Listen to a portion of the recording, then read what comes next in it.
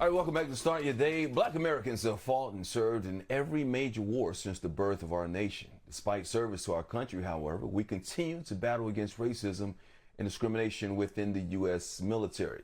In a new book titled The Armed Forces and American Social Change, An Unwritten Truce, retired Lieutenant Colonel Troy Mosley shares the struggles for racial equality through the lens of the military. A very important book to have here. So we welcome in Lieutenant Colonel Mosley to Start Your Day. Thank you for joining us. A very important topic. But before we get into your book, I want you to tell us about the organization that you founded called Citizens Against Intolerance. Sure, Mike. Thank you for having me. We started Citizens Against Intolerance in 2015, following the mass murder of the Mother Emanuel AME Church shooting.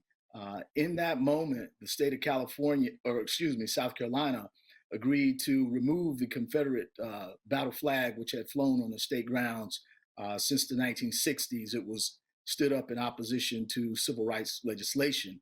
And in that moment, the Army said it had no plans for changing the names of 10 federally funded bases that were named after Confederates. And that was the impetus for us coming together to push back against all forms of structural inequality, in particular racial inequality, especially as sanctioned by our government. So we're proud to say that we were part of the public awareness campaign that forced the Department of Defense to commit to changing those names within the next 3 years. There was a commission that was appointed by President Biden to study the impact of renaming and began to take on replacement names. And we were active in submitting replacement names as well. So that's a huge step in the right direction for our nation. Yeah, well, thank you for being active in that role, and thank you for your service as well. Let's talk about the issues that we still have in the military.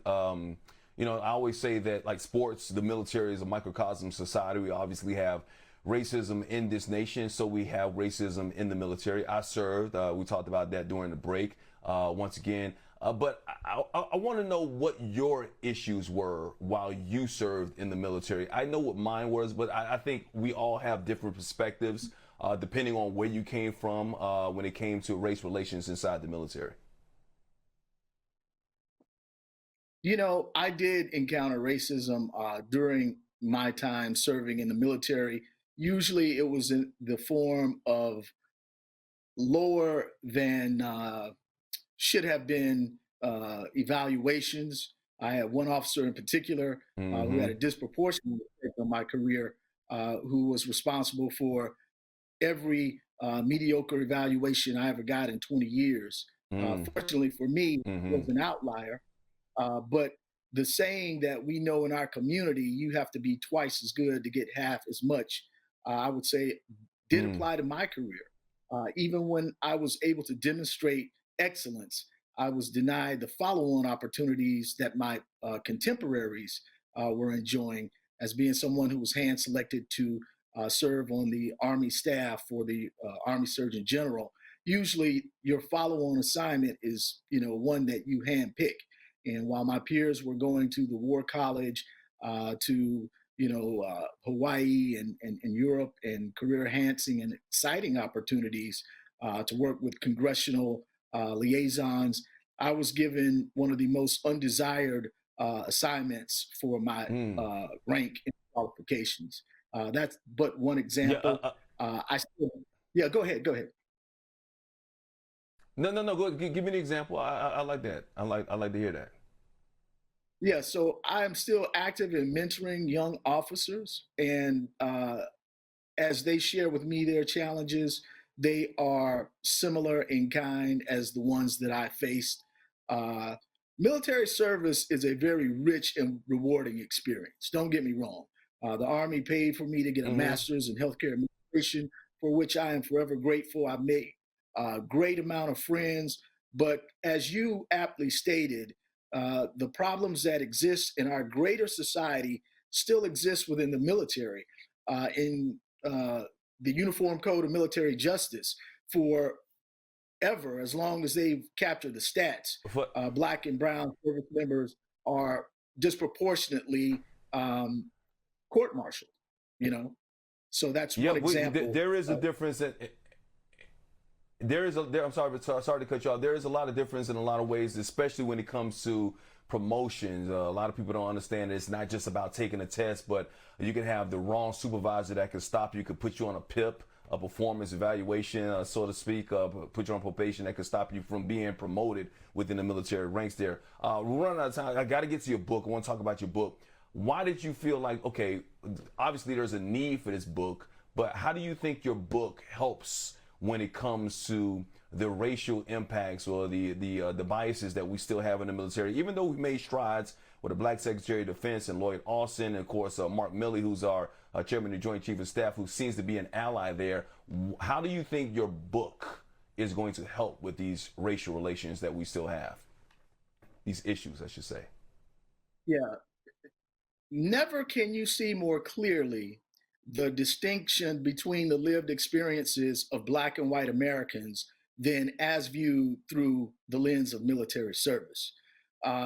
Following World War II, the United States had the GI Bill, and we embarked upon socioeconomic programs that created the largest middle class in the history of the world. Even then, that promise missed our Black veterans. And Harry Truman understood that equal protection under laws was in name only existing in most of the United States, especially in the Deep South, where the majority of Black Americans still lived. So he launched a multidisciplinary team of industry leaders, academicians, civil rights leaders, Sadie Mosel, Alexander Tanner, a former president of DST, the first Black American to receive a PhD in economics, was a part of this multidisciplinary team. And they came up with about 10 recommendations on how to improve the plight of Black Americans, one of which was desegregating the armed forces. So I talk about all of this. I have links to the receipts of how we were systematically excluded from the promise of America, which is predicated on a belief in equality. And the big takeaway is in the final chapter, I talk about how we got to where we are, why were laws put in place to begin with to create differences between Black and white Americans, and how does that history continue to shape our future? So it sets the table for a discussion. As Pulitzer Prize winning author James Baldwin said, not everything that is confronted can be changed, but nothing can be changed unless it is confronted. Absolutely, and we're happy that you're confronting that, because as far as we've come, helping to build this nation and fight for this nation, we still have a long way to go. We still have a fight even outside that uniform. Even though we still wear the same uniform, we're not treated as equals in that uniform in a lot of ways. And thankfully, we got some leadership at the top that's trying to help with that. And with your book, that is going to help that cause as well. The book is called The Armed Forces in American Social Change, an Unwritten Truce. Former Lieutenant Colonel, always a Lieutenant Colonel, let's say that, and never a former Lieutenant Colonel, Troy Mosley. Thank you for joining us on Start Your Day. Your book is available on Amazon and Barnes & Noble. We'll definitely go out there and support that. For more information on this organization, by the way, visit citizensagainst intolerance.org. Appreciate your time, Colonel.